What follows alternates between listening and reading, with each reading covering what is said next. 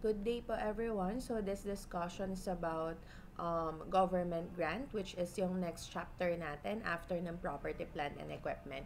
So the technical knowledge that we should gain upon natin matapos itong chapter na to is first, ma-define natin what is a government grant, tapos yung recognition ng government grant, at syempre yung accounting treatment if ever magkakaroon ng repayment or pagbabalik bayad doon sa government grant na natanggap natin. And at the same time, maintindihan natin kung ano ba yung nagka-classify under ng government assistance. So, start tayo with government grant. So, government grant according to PAS 20 paragraph 3, it defines government grant as assistance by government in the form of transfer of resources to an entity in return for a part or future compliance with certain conditions relating to the operating activities of the entity. So kapag meron tayong natanggap na government grant, ibig sabihin meron tayong marireceive na something of value. Halimbawa, makakatanggap tayo ng cash or makakatanggap tayo ng property, plant, and equipment. So dapat merong magiging transfer ng resources from the government papunta doon kay company. So in exchange doon sa government grant na matatanggap natin, minsan kailangan natin mag-comply with certain conditions. So, kailangan sundin natin kung ano man yung conditions na ibibigay ng government grant na yon, kasi kung hindi, possible na magkaroon ng repayment. Kumbaga, ibabalik natin yung government grant na natanggap natin. So, yung government grant, minsan tinatawag din siyang subsidy, subvention, or premium, which is ito ay napahapyawan na rin natin nung diniscuss natin si property, plant, and equipment. So, recognition and measurement po ng government grant. So, government grant including non-monetary grant at fair value shall be recognized when there is a reasonable assurance that, so ibig sabihin po si government grant na matatanggap natin kung cash siya, kung magkano yung cash na natanggap natin. If it is non-monetary, magbe-base tayo sa fair value niya. So, halimbawa, land yung natanggap natin. So, kung magkano yung fair value ng land, ayun yung magiging measurement ng government grant. And kailangan i-recognize natin siya first na kailangan natin makita yung entity ay makakapag-comply sa conditions attaching to the grant, kasi sabi nga natin, no, there are certain conditions na kailangan natin sundin. So dapat makita natin na kaya natin mag-comply doon sa mga conditions na yon bago tayo mag-recognize ng government grant. And at the same time, yung grant ay matatanggap natin. So, government grant shall not be recognized on a cash basis as this is not consistent with generally accepted accounting practice. Kaya si government grant, i-recognize natin siya under the accrual basis. So, yung accrual basis, ito yung magre-recognize lang tayo ng income kapag ka na-earn na natin siya. Or magre-recognize lang tayo ng expenses kapag ka na-incur or nagastos na natin siya. So, in the case of government grant, since para siyang income or para siyang tulong from the government, more on related siya doon sa income na part ng accrual basis. Na dapat i-record lang natin siya, i-recognize lang natin siya as income once na na-earn na natin siya. So, kailan natin masasabi na na-earn natin siya? Depende doon sa conditions na ibibigay sa atin or depende doon sa relation nung grant na ibinigay sa atin. Kung yung grant ba is related siya sa isang specific asset, so po pwedeng related siya doon sa useful life, doon sa pagkakagamit ng mga assets na yon. So, later on naman po ay magbibigay ng example regarding that.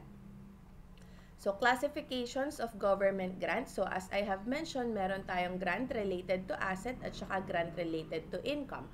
Kapag po grant related to asset, ibig sabihin, binigyan tayo ng government grant para makapag-construct or para makapag-purchase ng mga long-term asset. So, grant related to asset is government grant whose primary condition is that an entity qualifying for the grant shall purchase, construct, or otherwise acquire long-term asset. Kaya nga grant related to asset kasi dapat meron tayong bilhin, dapat meron tayong ipagawa ng mga long-term assets. Kapag naman grant related to income, yung hindi nag-qualify sa definition ni grant related to asset, dito na siya kay grant related to income.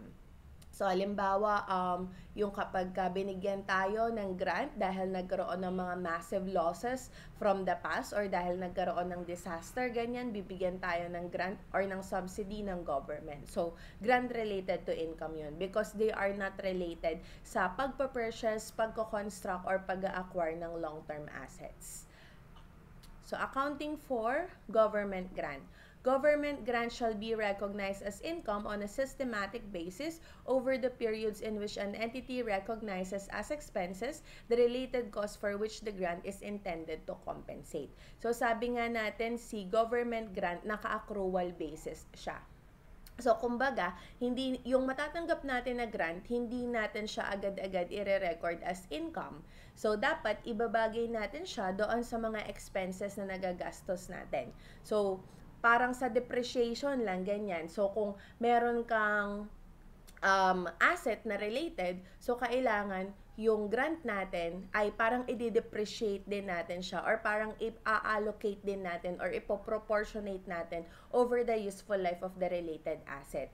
Kapag naman grant related to income, so malamang kasi yung grant na yon meron tayong expenses na magagastos, doon naman natin siya i-relate. So kung magkano yung expense na magagastos mo, i-relate mo doon sa dapat income or government grant income na i-record mo or i-earn mo.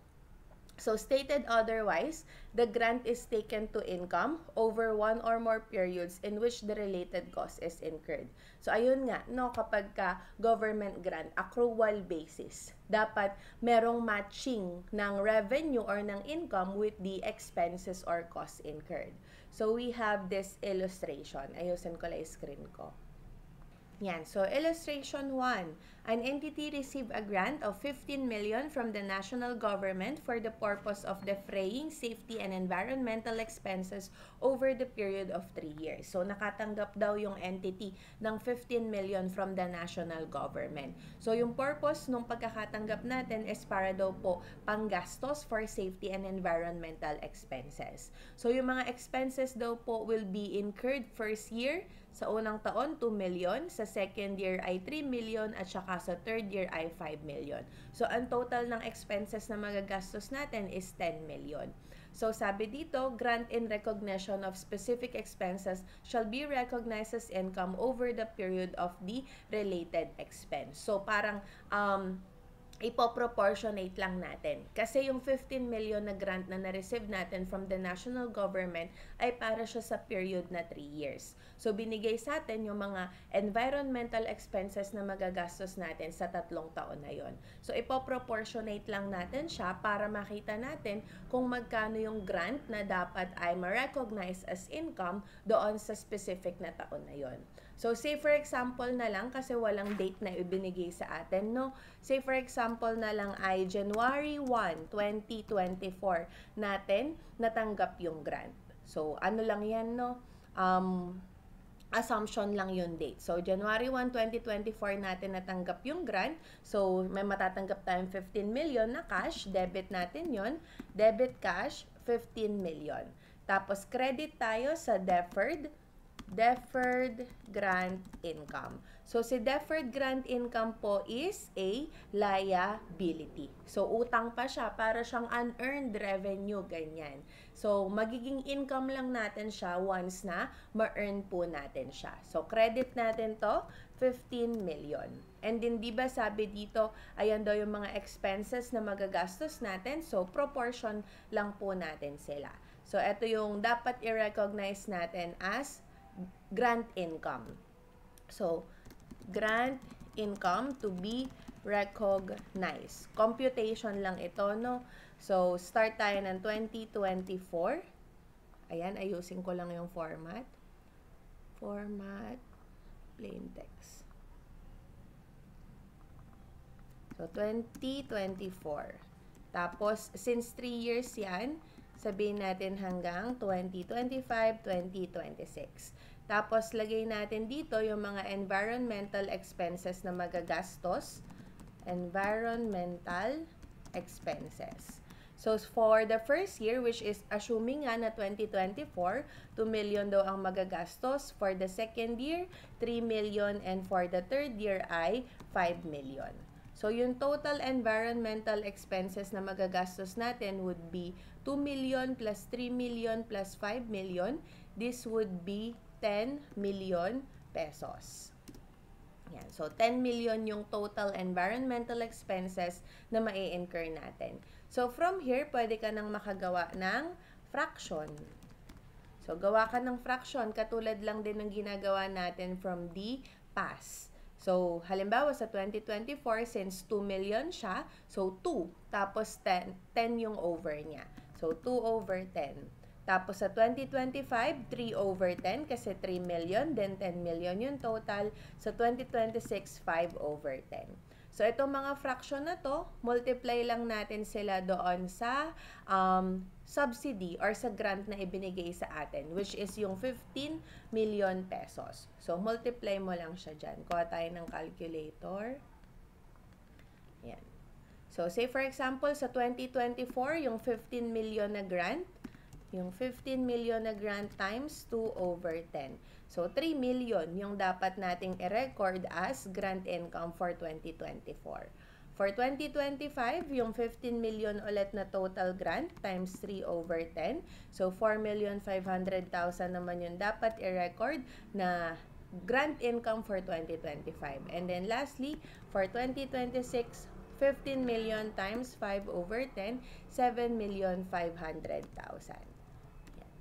So, etong mga amount na to, ayan yung dapat nating i-record as grant income over the years. So, ibabagay natin siya doon sa expense na meron tayo. So, ang total naman ng 3 taon na yan should be 15 million pesos.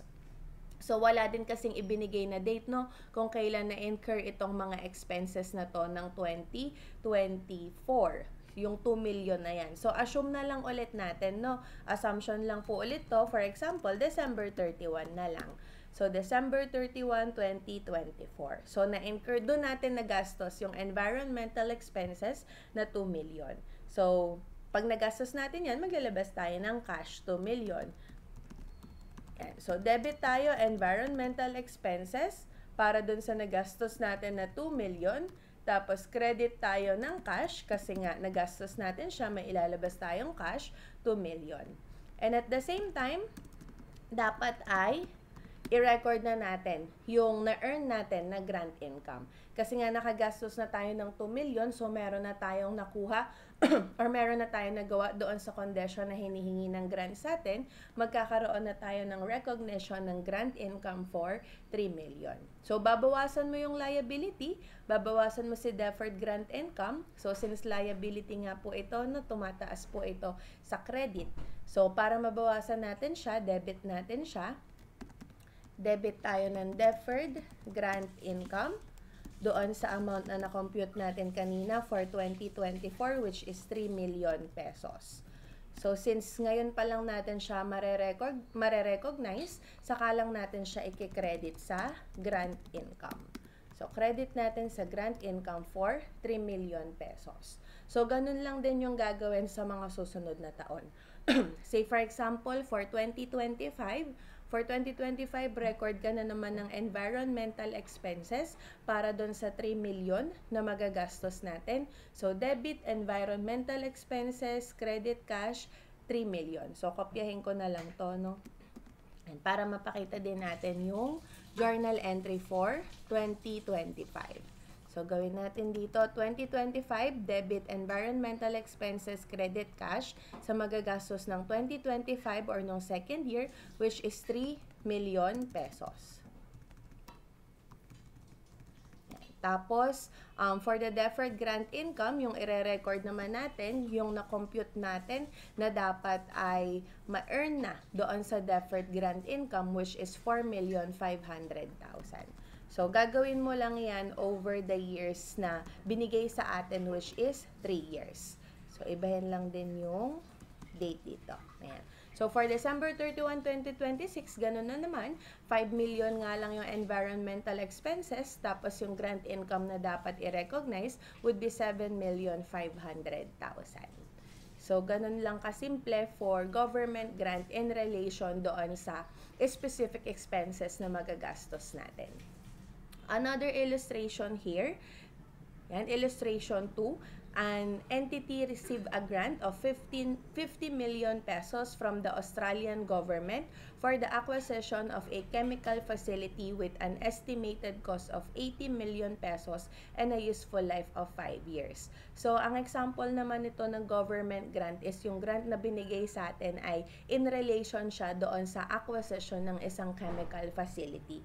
Kumbaga ay meron siyang related siya sa isang specific asset, ganyan. So, yung specific asset na yon, yung chemical facility, kumbaga parang pinaka-building siya na gagawin, ay 80 million pesos and meron siyang useful life na 5 years. Actually, dito sa grant related to asset, meron siyang dalawang method, yung tinatawag natin na i-deduct siya from the asset o kaya yung income approach. Yung income approach po muna yung ipapakita natin sa inyo. Pero later on, ipapakita din naman po yung deduction from asset approach. So, place lang natin dito, illustration 2. So, ulitin ko, etong grant na to, this is related to an asset. At pag grant related to asset, pwede siyang deferred income approach or deduction from asset approach. The approach that I will be showing you is the deferred income approach. So, an entity received a grant of 50 million pesos as I have mentioned earlier. So, wala ring mga date na ibinigay sa atin, no? So, mag-assume na lang ulit tayo. Say, for example, January 1, 2024 natanggap yung grant. So, debit lang ulit natin yung cash na natanggap natin, yung grant na 50 million pesos. Tapos, katulad kanina, credit lang natin siya sa deferred grant income, 50 million pesos. Tapos, di ba sabi dito, dapat daw makapag-acquire tayo ng chemical facility.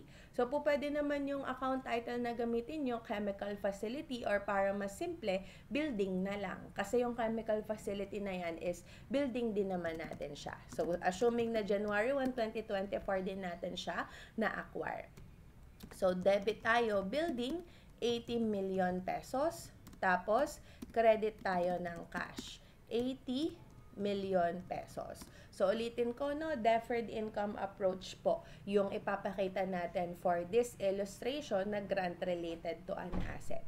So, pagdating ng December 31, saka lang tayo magde-depreciate nung building natin, nung chemical facility natin, and at the same time, dapat ay dapat meron ding certain portion ng deferred grant income na i-recognize na natin. Dadali na natin sa pagiging grant income. So, yung magiging basis lang din natin dito is yung useful life ng chemical facility. Yung useful life ng related asset. So, as sabi kasi dito, ang useful life daw ay 5 years. So, assuming na straight line method lang ang gagamitin. So, depreciate muna natin itong building. Alam nyo na yan kung anong journal entry pag magde-depreciate. Debit, depreciation, expense, credit, accumulated, depreciation. So, wala naman sinabi na, anong tawag dito? Wala naman sinabi na residual value. So, useful life lang ang given sa atin. So, we're going to assume na 0 yung kanyang residual value. So, yung cost niya na 80 million pesos, divide lang natin sa 5 years. So, wala siyang residual value, kaya wala tayong ima-minus doon sa 80 million pesos. So, 80 million pesos divided by 5 years, 16 million yung ating depreciation. And at the same time, bukod dito sa depreciation, dapat itong deferred grant income, divide mo din siya sa 5 kasi nga in relation siya to the building na dine-depreciate natin. So, divide mo rin siya sa 5 para makuha mo kung magkano naman yung dapat mong i-record as grant income. So, kumbaga, 50 million pesos, divide natin sa 5, 10 million. So, babawasan natin si deferred grant income kasi i-recognize na natin siya, 10 million. Tapos, lagay na tayo kay grant income. So, di ba parang in relation siya doon sa asset, yung pag re-record natin ng grant income na dapat i-recognize. So, 50 million pesos divided by 5 years. Ganun lang din yung formula sa kanya. So, gagawin mo lang yan over the 5 years. Etong dalawang to, ulit-ulit mo lang i-journal entry sa loob ng 5 taon. So, that's it for illustration 2. Next, illustration 3. So, an entity received a grant of a large tract of land in Mindanao by the national government. So, ito land yung natanggap natin, no? Hindi cash. So, yung land na to, meron daw siyang fair value of 60 million pesos. So, the grant required the entity to construct a refinery on the site. So, ibig sabihin, lupa yung natanggap natin. Tapos, dapat doon sa lupa na yon, as a condition doon sa grant, dapat daw, sabi ni national government, magpatayo tayo ng refinery doon.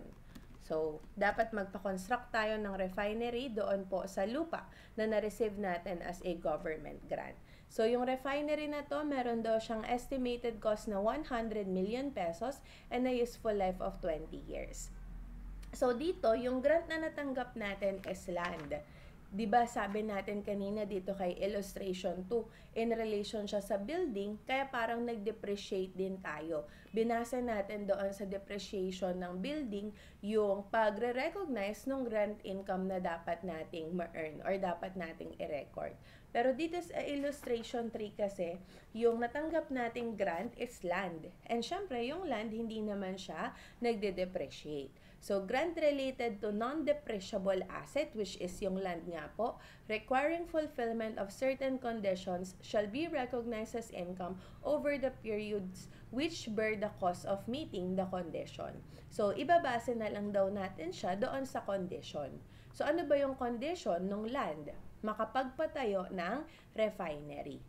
So, ayun yung condition ng land nung natanggap natin na grant, makapagpatayo ng refinery. So, kailangan ibase natin siya doon sa refinery. At yung refinery na yon, meron siyang useful life na 20 years. Yan. So, say for example ulit, January 1, 2024 natin natanggap yung grant na land. So, land ang ide-debit natin, no? Kasi land yung natanggap natin for 60 million pesos.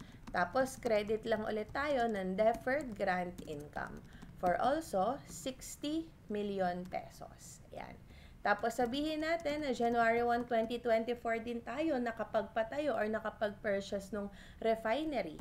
So, refinery, which is 100 million pesos. So, kulang. 1, 2, 1, 2, 3, 1, 2, 3. Ayan. So, credit natin sa cash kasi binili natin yan. So, pagdating ng December 31, 2024, i-depreciate natin si refinery. So, debit tayo, depreciation expense, credit, accumulated, depreciation. So, wala ring sinabing salvage value, no? Ibig sabihin, yung 100 million na refinery, divide lang natin sa useful life niya na 20 years para makuha natin yung depreciation. So, 100 million divided by useful life of 20 years, and depreciation natin every year would be 5 million pesos. Yan. Tapos, yung para naman sa grant, so sabi nga, non-depreciable kasi yung grant na natanggap natin, so in relation na lang doon sa condition, which is yung refinery nga. So, si deferred grant income, i-divide na lang din natin sa useful life ni refinery. So, debit tayo ng deferred grant income. Babawasan natin siya para maging grant income na siya. So, yung natanggap natin na grant, fair value ng land, 60 million, divide mo lang din sa 20 years. So, 60 million divide by 20. So, 3 million yung dapat i-recognize natin as grant income for the first year. Yan. So, 3 million pesos in relation lang sa useful life ng refinery. Kasi non-depreciable yung grant na natanggap natin. Yan, di ba? Napakasimple lang ng government grant. So, there's another illustration. Illustration 4. An entity received grant of 50 million pesos from the USA government to compensate for massive losses incurred because of a recent earthquake. So, ito nagkaroon ng earthquake, ganyan. So, syempre, malamang na-damage yung mga property or nagkaroon ng massive losses yung mga entity na tinamaan ng earthquake. So, from then on, yung entity nakatanggap siya ng 50 million pesos from the USA government. So, dito tapos na. Kumbaga, na-incur na natin yung losses kasi nangyari na yung earthquake. So, sabi dito, a government grant that becomes receivable as a compensation for expenses or losses already incurred or for the purpose of giving immediate financial support to the entity with no further related costs shall be recognized as income of the period in which the grant becomes receivable. So dito kasi tapos na yung earthquake, na suffer na natin yung losses. Kumbaga, nawala na siya sa atin, yung losses na yon. Kaya tayo binigyan ng grant. And at the same time, wala naman din kaakibat na condition na meron dito na dapat itong 50 million pesos gamitin mo sa ganito, gastusin mo sa ganyan. Wala namang ganon. So kapag ka ganon po, na-incur mo na yung expenses, walang related condition, the grant should be recorded as income immediately. Yung buong 50 million pesos. So, say for example ulit, January 1, 2024 yan nangyari. So, may matatanggap kang cash, 50 million pesos. Lagay mo na agad siya sa grant income. Hindi na siya dadaan sa pagiging deferred because the loss or the expenses has already been incurred and there is no condition attached dito sa grant natin.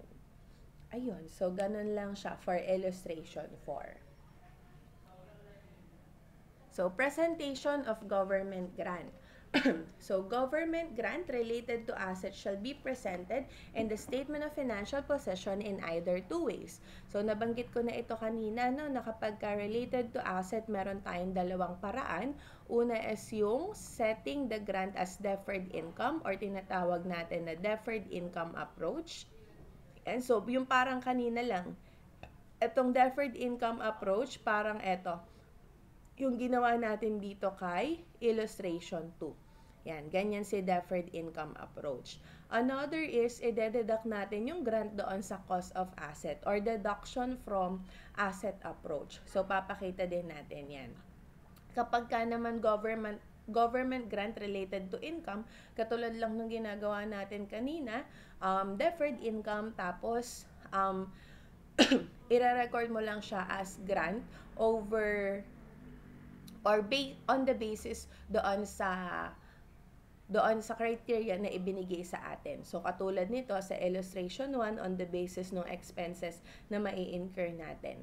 Doon sa illustration 4 naman, eto naman is agad-agad ni-recognize kasi based on the massive losses naman ito, kaya natin natanggap. So, already incurred na si expenses. So, ibabagay lang natin siya doon sa related expenses kapag ka government grant related to income.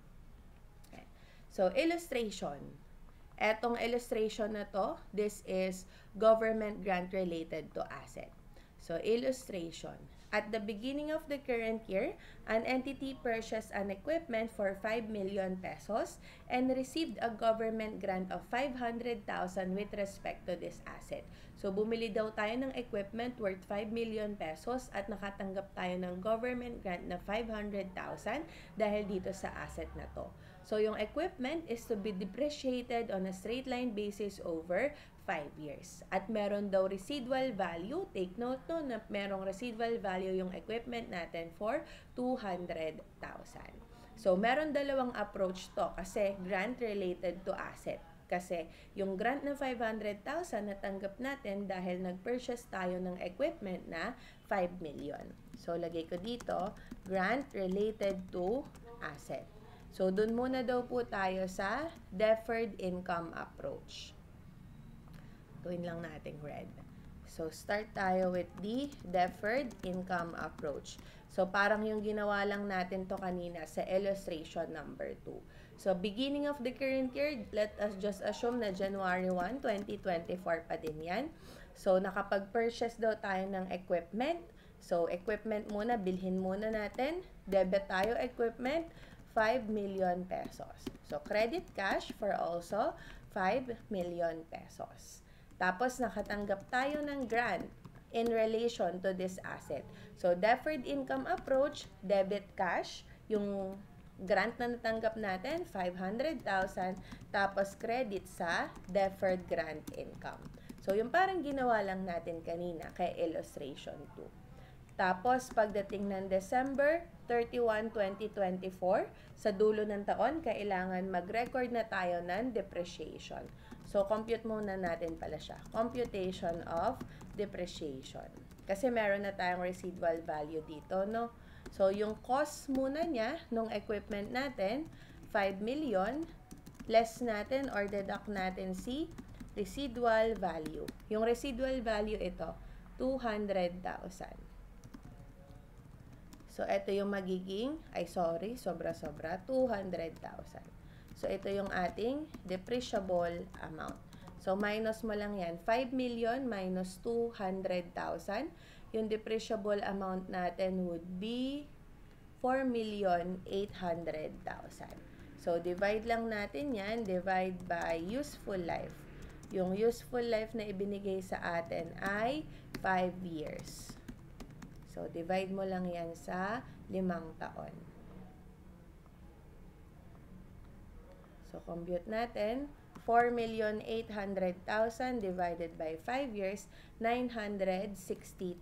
So, ito yung ating annual depreciation. 960,000. Yan. So, double roll na din natin. So, ibig sabihin, pagdating ng December 31, 2024, ayan yung halaga ng depreciation na kailangan nating i-recognize. So, debit tayo ng depreciation expense, 960,000. Tapos, credit tayo ng accumulated depreciation, 960,000. And since nga in relation yung grant dito sa equipment natin, dapat itong deferred grant income ay i-record din natin or i-allocate din natin on the basis ng useful life ng equipment, which is 5 years. So, hindi ka magmaminus ng residual value, no, kapag deferred grant income. Pang depreciation lang yon. Kaya dito, debit natin si deferred grant income, credit tayo ng grant income. So, yung grant natin is 500,000, divide mo lang sa useful life ng equipment, which is 5 years. So, ibig sabihin, ang dapat ma-recognize natin as income for the first year is 100,000. So, 100,000. Ayan. So, ganun lang naman siya kapag ka deferred income approach, excuse me. So, gawin din daw natin siya under the deduction from asset approach. So, deduction from asset approach. Pag deduction from asset approach, yung halaga ng grant na matatanggap natin, i-deduct natin sa asset. Diba? From the word itself lang naman. So, say for example ulit, January 1, 2024, same illustration, no? So, same data. Bibili natin sa equipment for 5 million pesos. Credit tayo ng cash for also 5 million pesos. So, kapag ka-deduction from asset approach, pag natanggap natin yung grant, yung halaga ng grant, i-deduct natin sa asset. So, di ba makakatanggap tayo ng cash na 500,000. Yung cash na matatanggap natin, ibabawas natin kay asset, ang asset natin, equipment. So, babawasan mo si equipment. So, credit mo siya para mabawasan siya. 500,000. Kaya kapag nag-compute tayo ng depreciation, computation of depreciation. Yan. So, yung kanyang cost, yung acquisition cost niya na 5 million pesos, dapat nakadeduct dito, nakaless yung government grant. Kasi nga, deduction from asset approach. So, naka-minus dyan yung 500,000. So, yung total lang natin, yung magiging total niya should be 4,500,000. So, 4,500,000. So, ito yung kanyang net cost. So, saka pa natin ma-minus yung residual value. So, yung residual value natin is 200,000. Saka natin siya i-deduct para makuha natin yung ating depreciable amount. So, ganun kapag deduction from asset approach. Yung government grant, ima-minus mo sa cost ng asset. Kaya yung depreciation natin ay bababa. So, yung magiging depreciable amount na lang natin would be 4,300,000. So, divide natin to by its useful life. Ang useful life natin ay 5 years pa din naman. So, ang useful life ay 5 taon. So, divide natin siya, 430,000 na depreciable amount divided by 5 years. Ay, 4,300,000 pala divided by 5 years. So, 860,000. Ito yung ating annual depreciation. 860,000. So, ayan yung annual depreciation natin. Bumaba siya ng 100,000. Dito sa deferred income approach kasi 960,000 yung annual depreciation. Dito sa deduction from asset approach, 860,000. Yung bumaba na 100,000 dahil yon sa grant, dahil yon sa deferred grant income na na-recognize na. So, pagdating ng December 31, 2024, yung journal entry mo na lang should be a debit to depreciation expense, 860,000, at saka credit ng accumulated depreciation, 860,000. So, wala ka ng journal entry no, na debit, deferred grant income, credit grant income. Kasi yung grant, diretso na nating dineduct dito sa cost ng asset, sa cost ng equipment. So, hindi mo na kailangan pang recognize ng pagkaka-earn ng grant natin. Ayun. So, ayun yung dalawang approaches niya. The deferred income approach at saka yung asset or deduction from asset approach. So, repayment of grant. So, there are times no, na kailangan ay bayaran natin pabalik yung grant na natanggap po natin. Excuse me. So, a government grant that becomes repayable because of non-compliance with conditions shall be accounted for as a change in accounting estimate. So, kaya nga tayo nagkakaroon ng repayment ng government grant kasi meron tayong mga condition na hindi nasunod. So, kung sinabi sa atin ng government natin na kailangan makagastos ka ng ganitong halaga ng environmental expenses, pero hindi mo nagastos yun or hindi mo ginamit yung grant para doon sa environmental expenses na yun, then it is possible na kailangan mo siyang i-repay. So, repayment of grant related to income shall be applied first against any unamortized deferred grant income. So, kapag ka daw related to income yung ating grant, ubusin daw muna natin yung unamortized deferred income. Tapos yung excess daw shall be recognized immediately as an expense. Kapag ka naman related to an asset, it shall be recorded by increasing the carrying amount of the asset. Tapos yung mga cumulative additional depreciation, di ba, ansura ng pagkakaguhit ko. So yung mga additional depreciation na dapat i-depreciate from the past, dapat habulin mo yun, no? Kapag naka-deduction from asset approach ka. So gawin natin siya. So dun muna tayo sa grant related to income. So pag grant related to income, iisa lang naman yung method. Excuse me. So, on January 1, 2024, an entity received 6 million pesos as a government grant to compensate for costs to be incurred in planting 100 trees every year in a reforestation area over a period of 3 years. So, nakatanggap tayo ng grant na 6 million. Ano ang kapalit nito? Dapat daw magtanim tayo ng 100 na puno kada taon sa loob ng 3 taon. So, 3 years yung ating condition. Dapat makapagtanim tayo ng 100 trees. So, on January 1, 2025, the entire amount of the government grant became repayable because the entity has never planted trees in 2024. So, kahit isang puno daw hindi nagtanim noong 2024. Kaya pagdating ng January 1, 2025, naging repayable siya. So, i-journalize muna natin yung unang nangyari. January 1, 2024, nakatanggap ng grant na 6 million pesos. So, debit cash, 6 million pesos. So, since ito ay grant related to income dahil tungkol siya sa reforestation, no? Wala naman siyang related na asset. Isang approach lang siya, grant related to income. Credit natin siya sa deferred grant income, 6 million pesos. Yan. Tapos, kunin na natin, pagdating ng dulo ng taon, yung December 31, 2024, kunin natin kung magkano dito sa deferred grant income yung dapat i-record natin as income na. So, ang magiging basis natin dyan yung period na 3 years. So, debit natin si deferred grant income, tapos credit tayo ng grant income. So, yung natanggap natin na grant is 6 million. Divide natin doon sa period na 3 years. So, 6 million divided by 3 years. So, 2 million pesos. Ayan.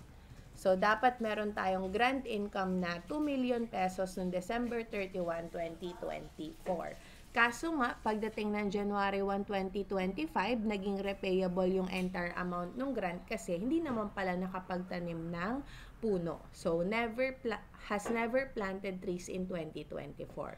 So, magiging repayable siya. Ibabalik natin siya. So, kapag ka related to income, uubusin muna natin yung balanse ng deferred grant income. So, ito kasi yung journal entries natin for the deferred grant income. Meron tayong 6 million sa credit, tapos 2 million sa debit. So, meron pa siyang balanse na 4 million. So, ubusin muna natin yon. Para maubos siya, debit natin siya. Deferred grant income. Yung balanse na 4 million pesos. So, magkano yung kailangan nating i-repay? Yung entire amount daw. So, kailangan mo magbayad ng buong 6 million. Kaya, dapat meron kang credit sa cash dyan na 6 million. So, yung difference nila, kasi 6 million yung babayaran mo, yung balance na lang ng deferred grant income mo is just 4 million, yung difference na 2 million dito, diretso na siya as loss. So, lagay mo dito, loss on repayment of grant. Ayan. So, ganyan ang journal entry kapag ka repayment ng grant in relation sa, or grant related to income. So, uubusin mo muna yung balanse ng deferred grant income, tapos yung matitira, sa loss mo na siya ilalagay. Yun. So, meron din tayong possible na repayment sa mga grant related to asset naman. So, grant related to asset. On January 1, 2024, an entity received 5 million pesos. So, 5 million ang natanggap niya as a government grant related to a building purchase. Kaya, ma-identify natin, no, na grant related to asset siya. Kasi related siya doon sa building na binili. Tapos, meron daw siyang cost na 25 million pesos. The useful life of the building is 10 years with no residual value. Then, pagdating ng January 1, 2026, yung entire amount ng grant na natanggap natin became repayable due to lack of compliance with the conditions attached to the government grant. So, hindi na sinabi yung conditions, no? Pero, hindi daw nakapag-comply doon. So, ito po ay grant related to asset. Sabi nga natin kapag grant related to asset, there are two ways. Meron tayong tinatawag na deferred income approach. So, doon muna tayo sa deferred income approach. So, journalize natin from the start nung natanggap natin yung grant, which is January 1, 2024. So, nakapag-purchase tayo ng building. Bumili tayo ng building. So, debit natin si building sa cost niya na 25 million pesos. Siyempre, ang pinambili natin ay cash, 25 million pesos. So, since naka-deferred income approach tayo, deferred income approach, yung natanggap natin na cash, yung natanggap natin na grant na 5 million, lagay natin sa deferred grant income. Kasi nga, naka-deferred income approach tayo. For also, 5 million pesos. Yan. Tapos, magde-depreciate na tayo. So, computation muna tayo ng depreciation. Computation of depreciation. So, kapag ka naka-deferred income approach, hindi dinededuct yung grant na natanggap sa cost nung asset or sa cost nitong building. So, yung cost niya lang na 25 million pesos, wala naman tayong residual value, pero lagay ko na din dyan So, less natin si residual value, kaso wala, 0. Kaya yung depreciable amount natin would be 25 million pesos pa din. So, yan, 25 million pesos na depreciable amount, divide lang natin sa useful life. Ang useful life ay 10 years. So, divide by useful life na 10 years. So, eto na yung ating annual depreciation. So, 25 million divided by the useful life of 10 years. Ang annual depreciation natin ay 2,500,000. So, 2,500,000. Yan yung ating annual depreciation. So, ibig sabihin, pagdating ng December 31, 2024, debit tayo ng depreciation expense, 2,500,000. Credit tayo ng accumulated depreciation, 2,500,000. Since naka-deferred income approach, dapat ito ding deferred grant income, i-amortize din natin kung magkano na yung mare-record as income sa kanya. So, babawasan natin si deferred grant income para maging grant income siya. So, ang amount on the basis nung building, useful life niya. So, 5 million yung grant, divide natin sa useful life ng building na 10 years. So, 5 million ang grant divided by 10 years. 500,000. So, that is for December 31, 2024. Ang repayment natin, January 1, 2026 pa, no? So, ibig sabihin, pagdating ng December 31, 2025, nag-record ka na naman ulit ng depreciation expense. Mali pa spelling ng expense. Nag-record ka ulit ng depreciation expense na 2,500,000 and accumulated depreciation na 2,500,000. Tapos, re-record mo ulit yung para sa grant. So, same lang. Deferred grant income debit, 500,000. Tapos, grant income. Credit, 500,000. So, pagdating ng January 1, 2026, ayan, doon tayo magkakaroon ng repayment. So, ibabalik daw natin yung 5 million. Kasi 5 million yung grant na natanggap natin. So, ibabalik natin siya. So, parang kanina lang sa grant related to income, kunin muna natin yung balanse ng deferred grant income natin. So, ito si deferred grant income, 5 million siya. Tapos, meron na tayong na-debit dito na 500,000. So, minus natin yan, na-debit natin. 500,000. Tapos, meron din tayong na-debit dito na another 500,000. So, yung balance na lang ng deferred grant income natin is 4 million sa credit. So, since babayaran na natin yan, ubusin na natin, ilagay natin dito sa debit. So, debit, deferred grant income para sa balanse na 4 million. At yung grant na babayaran natin na i-repay natin is cash worth 5 million. So, yung difference nila na 1 million, doon na siya sa loss. Loss on repayment of grant. So, yung parang sa kanina lang, sa grant related to income. Yan. So, inubos lang natin yung balanse ng deferred grant income, binayaran natin yung entire amount, yung balanse sa loss. Loss on repayment of grant. At pagdating syempre ng December 31, 2026, magde-depreciate ka ulit. Since naka-deferred income approach tayo, hindi nito maaapektuhan yung halaga ng depreciation natin. So, debit lang ulit tayo ng depreciation expense, 2,500,000 at credit tayo ng accumulated depreciation, 2,500,000. So, hindi niya maaapektuhan yung halaga ng depreciation natin kahit magkaroon ng repayment. Ulitin ko, pag deferred income approach, it does not affect the amount of depreciation to be recognized kahit na magkaroon ng repayment. Kasi nga, pag deferred income approach, sa deferred income natin nilalagay yung grant na natatanggap natin. Hindi natin siya dinededuct doon sa cost ng asset natin. Kaya nga kapag doon tayo sa deduction from asset approach, doon magkakaroon ng pagbabago sa halaga ng depreciation. So let us do that para makita nyo po yung difference. Lagay ko na lang dito.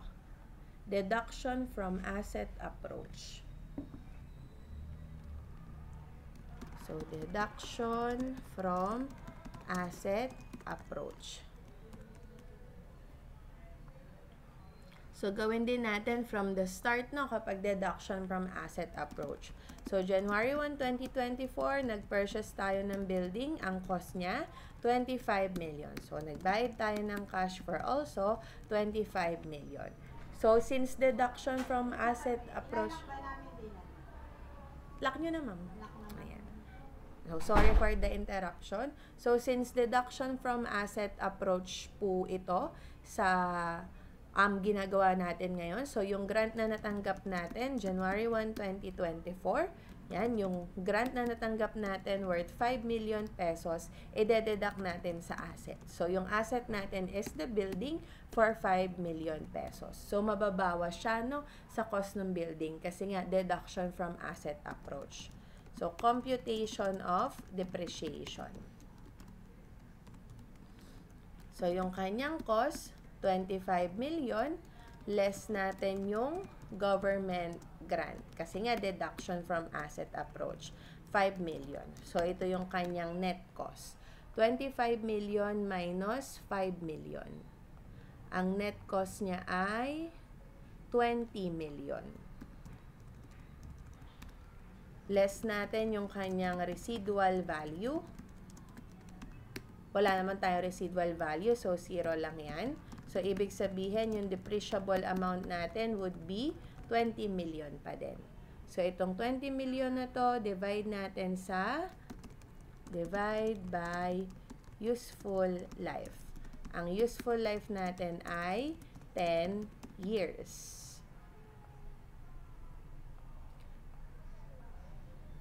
Yan. So, ibig sabihin, yung annual depreciation lang natin, kapag tayo ay naka-deduction from asset approach, bababa din siya, no? So, 20 million divided by 10 years, 2 million lang siya. Unlike doon sa deferred income approach na 2,500,000 siya.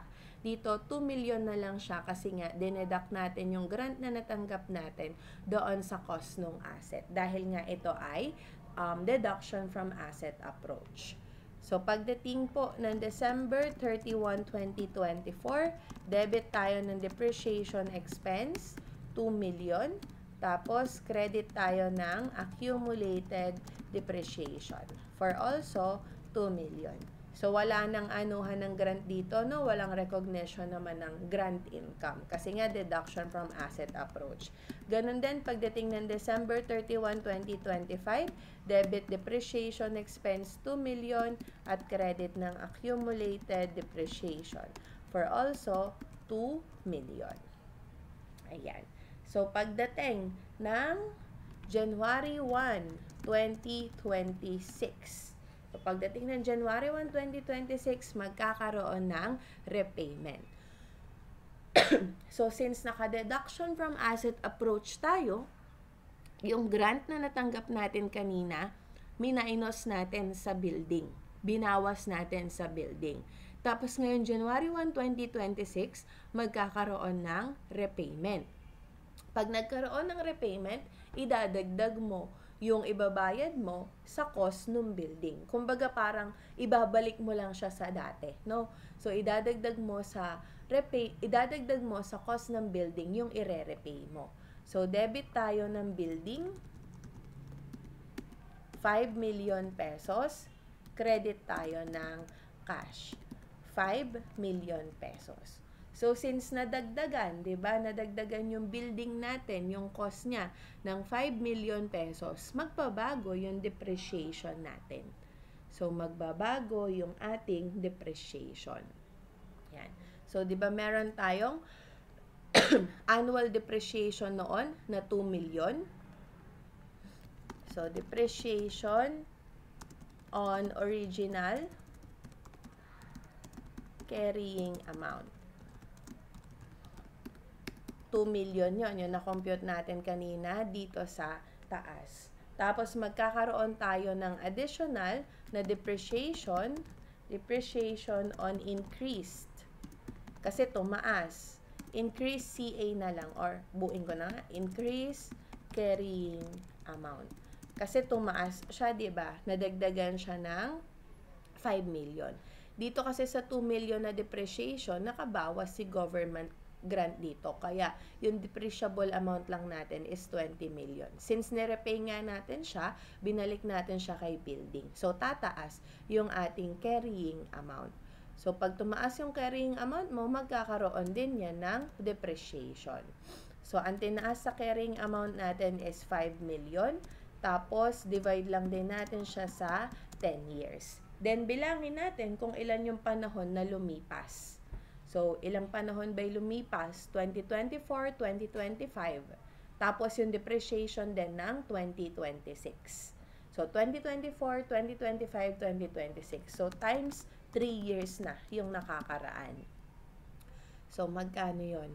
5 million, divide natin sa useful life na 10 years, multiply natin sa 3. So, bakit 3 years? Kasi nag-start ka ng 2024, 2025, at ngayon, 2026. Excuse me. So, that is 1,500,000. So, ibig sabihin, ang depreciation natin for December 31, 2026, depreciation for 2026 ay 3,500,000. So, take note no, na for 2026 lang yung 3,500,000. Hinabol lang natin yung adjustment nung mga nakaraan. Excuse me. So, December 31, 2026. Debit depreciation expense, 3,500,000 at credit ng accumulated depreciation, 3,500,000. So, hahabulin mo lang yon. Pero, for 2026 lang. Pagdating ng 2027, 2,500,000 na lang yung magiging depreciation mo.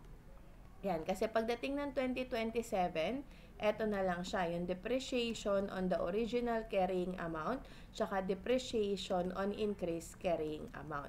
But this time, pang 2027 na lang. So, ito, 500,000 na lang siya. Kasi pang 2027 na lang siya, no? Ito kasi kaya naging 1,500,000 dahil hinabol natin yung 2024 tsaka 2025. So, sinama natin siya kay 2026. Dito, sa ginagawa ko ngayon, pang 2027 na lang siya. Depreciation for 2027 and the following years. So, mga susunod na taon, 2,500,000 na lang yung depreciation natin. Parang kagaya lang din nung nangyari doon sa grant na deferred income approach. So, lagay ko dito, no? In case na December 31, 2027, debit ka lang ng depreciation expense, credit ka ng accumulated depreciation, 2,500,000. So, dito kasi, kaya 3,500,000 dahil hinabol yung 2024 tsaka 2025. Kaya tumaas siya ng 1,000,000. Kasi tig 500,000 yung additional depreciation ng 2024 and 2025. Dito sa 2027, pang sa kanya na lang, 2027 na lang, kaya 500,000 na lang yung nadagdag. Therefore, 2,500,000 na yung depreciation niya ng 2027 tsaka sa mga susunod pang taon. Iyon, ganun po siya. So, I hope no na nagigets naman yung grant related to income at saka grant related to asset under the deferred income approach and the deduction from asset approach. So, grant of interest-free loan. So, minsan daw binibigyan tayo ng interest-free loan. Ibig sabihin, pinapautang tayo ng government tapos walang interest. Ganyan. Lagay natin dito ay grant of interest-free loan.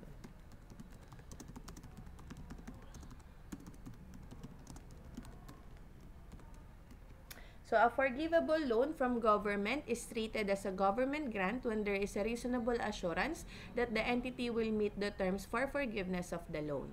Past 20, paragraph 10 provides that the benefit of a government loan with a nil or nil is zero, ganyan, or below market rate of interest is treated as a government grant. So, kailangan daw kapag ka ganon, kukunin mo lang yung pinaka-present value niya. So, parang yung ginagawa lang natin from the past. Yung present value based doon sa market rate of interest, multiply mo lang sa face amount. Tapos yung difference between the face amount and the present value would be the discount doon sa utang natin. Excuse me. So, on January 1, 2024, an entity received an interest-free loan from the national government for 5 million pesos for a period of 3 years evidenced by a promissory note. So, promissory note or note payable yung utang. So, the market rate of interest for similar loan is 5%. So, interest-free, ibig sabihin, hindi tayo binigyan ng interest ng gobyerno, pero kung similar loans, ang utangan natin, 5%. So, si 5%, meron daw siyang present value of 1 at 5% for 3 periods which is 0.8638. So, PV of 1 ito, present value of 1. Kasi yung 5 million, babayaran siya one time after 3 years. Ayan. So, computein natin yung face amount niya, face amount of the notes payable na 5 million. Multiply lang natin. Multiply by PV of 1. So, PV of 1 lang, no? Kasi one-time payment lang po ito. So, ito ay 0.8638. Format ko lang. 0.8638. Yan. So, multiply lang natin siya para makuha natin yung present value of the notes payable. So, 5 million times, excuse me, 5 million times 0.8638. So, 4,319,000. Sobra. 4,319. Yan. So, ito yung present value ng notes payable natin. So, computein din natin yung magiging discount. So, yung face amount of the notes payable na 5 million, kumpara lang natin doon sa present value ng notes payable na 4,319,000. So, yung difference niya, ayan yung magiging discount on notes payable natin. So, minus mo lang yan dalawang yan. So, ito, 681,000. So, 681,000. Tapos, gawa tayo ng table of amortization. So, table of amortization. Yung table of amortization na gagawin ko, hindi ko na isasama yung discount on note payable, no? Kasi hindi naman siya kailangan sa journal entry. Yung kailangan na lang sa journal entry yung ilalagay ko. So, ito yung magiging amortization, tapos present value. Igitna lang natin siya. So, for the date, start ka kung kailan nagsimula yung grant, which is January 1, 2024. So, ang present value niya, yun na-compute natin kanina, 4,319. So, 4,319. So, ito ay 3 taon, no? So, yung interest dates natin, start ng December 31, 2024, unang taon, December 31, 2025, pangalawa, at December 31, 2026, pangatlo. So, para makuha mo si amortization, yung present value lang na 4,319, multiply mo lang sa interest rate na 5%. Kasi 5% yung interest rate natin. Kaya, 4,319,000 times 0.05. So, ang amortization natin ng December 31, 2024, 215,950. So, itong si 215,950 minus, plus lang natin doon sa current na present value natin. So, plus lang natin siya. So, 215,950 plus 4,319,000. So, ang makukuha natin na present value ng December 31, 2024 would be 4,534,950. Tapos, tuloy-tuloy lang, multiply mo ulit to sa 5%. So, round off na natin into whole number. So, 0.5 no, kaya magpa-plus tayo ng 1. Kaya magiging 226,748. So, plus lang ulit natin dito sa current, ay sa nakaraang present value natin. Kaya 226,748 plus 4,534,950. We'll get naman 4,761,698. So, 4,761,698. Yan. So, since dulo na yung 2026, dapat maging 5 million na to. So, dapat maging sarado siyang 5 million, no? Kasi at the end of 3 years, doon natin babayaran yung buong 5 million. So, work back ka lang. Minus mo tong dalawang to, si 5 million, tsaka 4,761,698 para makuha mo yung amortization na 238,302. So, sabi ko nga pagdating sa dulo, dapat force balance mo na kasi kung hindi, merong mga matitira dahil sa rounding off. Ayun. So, ganun po siya. So, kapag nag-journal entry tayo, say for example, start tayo ng January 1, 2024. So, nakatanggap tayo ng grant from the government. Excuse me, nakatanggap tayo ng cash na 5 million pesos. So, meron din tayong deferred grant income. Kasi natanggap natin yan, no? For 5 million pesos. Interest. Ay, kumbaga pinautang tayo, ganyan. Ay, sorry. Pinautang nga pala tayo. So, dapat notes payable pala. Ayan. I'm so sorry for that. Error. So, pinautang tayo ng 5 million pesos. So, meron tayong cash na 5 million. Tapos, nag-issue daw tayo ng promissory note also for 5 million pesos. Yung magiging grant dito is yung interest. Kasi nga, imbes na patawan tayo ng interest, ginawang interest-free ng government. Kaya yung magiging grant natin is itong discount on notes payable. So, meron tayong debit dito na discount on notes payable na 681,000. Tapos, meron din tayong credit na deferred grant income for also 681,000. Ayan. So, ganyan siya. Meron kang discount, tapos meron ka ding deferred grant income. So, pagdating ng December 31, 2024, mag-a-amortize tayo. So, itong discount, dapat meron siyang interest. So, ito yon yung amortization ng 2024. So, katulad last time, pagka mag-a-amortize ng discount, debit natin kay interest expense 215,950. Tapos, babawasan natin si discount on notes payable. 215,950. And at the same time, amortize din natin si deferred grant income. Same amount lang yan, no? So, same amount lang po sila. 2024. So, amortize mo si deferred grant income. Bawasan mo siya. Same amount, 215,950. Tapos, credit ka na sa grant income, 215,950. So, meron kang interest, tapos nagkaroon ka din ng grant income. So, uulitin mo lang yan for 2025. So, ulitin natin for 2025. Mag-iiba lang yung amount.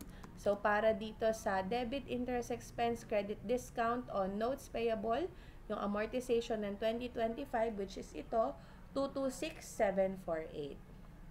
So, 226,748. Ganun lang, 748.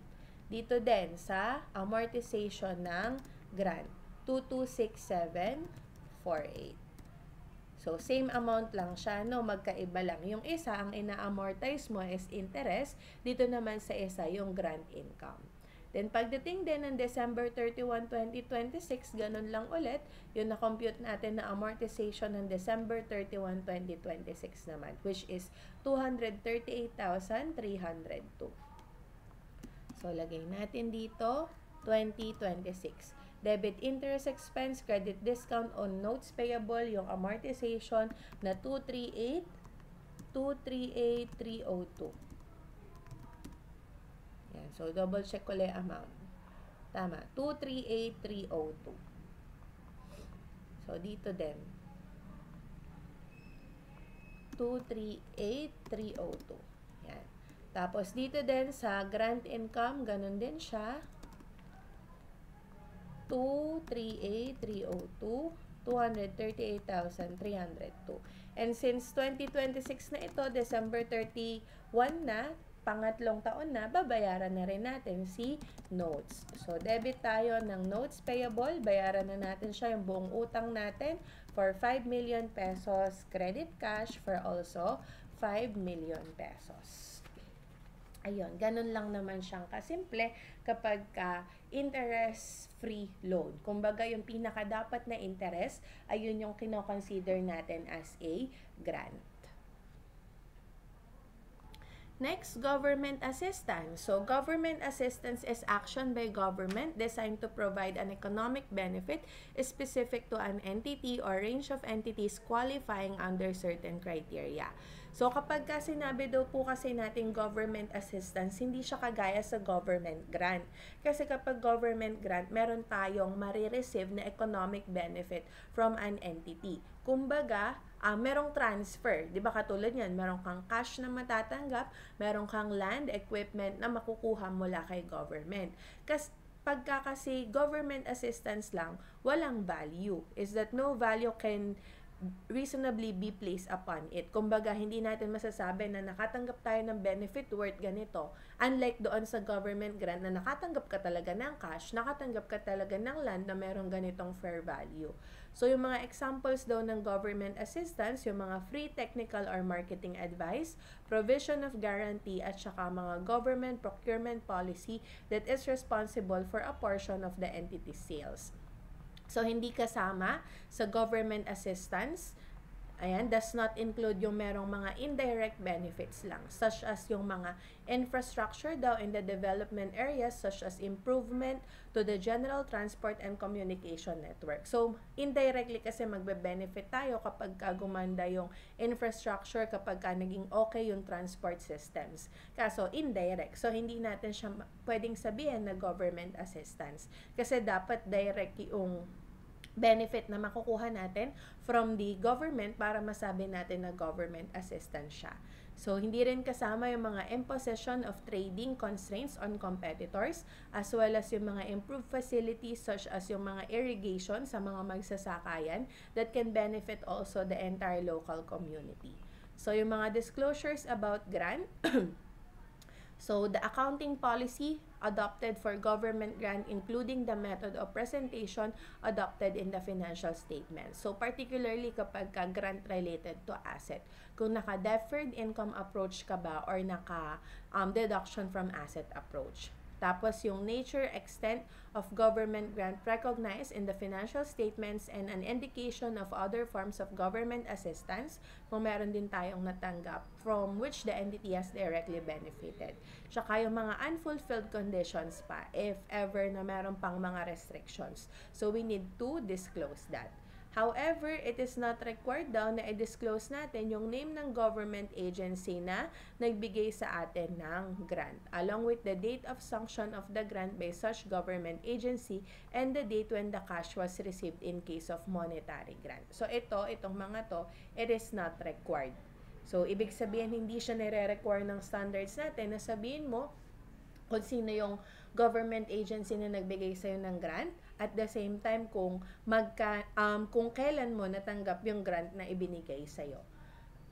Ayan. So, doon lang naman nagtatapos yung mga lecture part natin for government grant. Pero, syempre, itong video na to hindi pa doon nagtatapos dahil meron pa din tayong regarding naman sa mga problems naman for government grant. So, sa susunod na video ko naman siya ilalagay. No? So, thank you and God bless po. Thank you for listening to this. And syempre, hopefully, panoorin din natin yung susunod na video which is about naman siya sa problems. So, from 24-1 up to 24-15. So, thank you and God bless po.